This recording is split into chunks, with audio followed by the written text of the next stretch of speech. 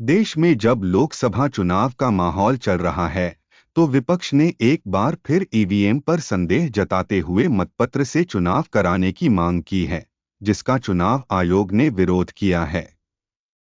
अब मांग उठ रही है कि मतदान में पारदर्शिता सुनिश्चित करने के लिए ईवीएम से जुड़ी वीवीपैट मशीनों में रसीदों की 100% गिनती की जाए।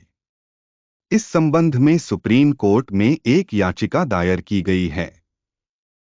सुनवाई करते हुए सुप्रीम कोर्ट ने चुनाव आयोग को नोटिस भेजकर पूछा है कि क्या ईवीएम मशीनों पर मतदान के बाद वीवीपैट के जरिए प्राप्त रसीदों का 100% सत्यापन करना संभव है। वर्तमान में केवल कुछ चयनित 5 ईवीएम मशीनों का परीक्षण उनकी वीवीपैट रसीदों के माध्यम से होता है। लेकिन इसका विरोध करने वाली एक याचिका में एडीआर ने कहा कि लोकसभा क्षेत्रों में सभी ईवीएम मशीनों के साथ आने वाली वीवीपैट रसीदों की 100% गणना की जानी चाहिए। तर्क दिया गया है कि यदि प्रत्येक ईवीएम मशीन में वीवीपैट रसीदों की गिनती के लिए अधिक अधिकारियों और कर्मचारियों को नियुक्त किया जाए, तो यह कार्य केवल 5 से 6 घंटे में पूरा हो सकता है।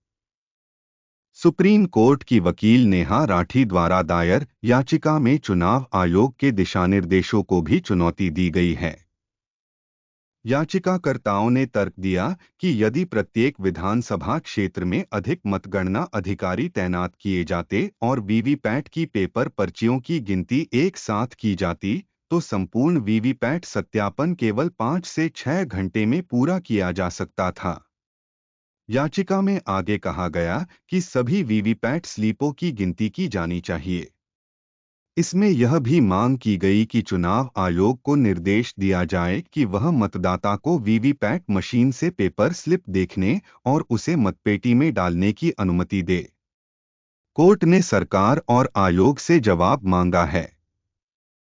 न्यायमूर्ति बी.आर. गवई और संदीप मेहता की पीठ ने एडीआर की याचिका के बाद इस मामले पर सरकार और चुनाव आयोग से राय मांगी है। पूर्व चुनाव आयुक्त एस.वाई. कुरैशी ने बीबीसी को दिए एक इंटरव्यू में कहा था, चुनाव में जनता का विश्वास बनाए रखने के लिए सभी मतदान केंद्रों पर वीवीपैट उपलब्ध कराने और उसकी रसीदों की गिनती करने की दोनों मांगें मान ली जानी चाहिए। इसके अलावा यदि किसी सीट पर सबसे अधिक वोट पाने वाले शीर्ष 2 उम्मीदवार किसी मतदान केंद्र पर पुनर्गणना की मांग करते हैं, तो इसे भी स्वीकार किया जाना चाहिए, जिससे पूर्ण पुनर्मतगणना का विकल्प मिलेगा।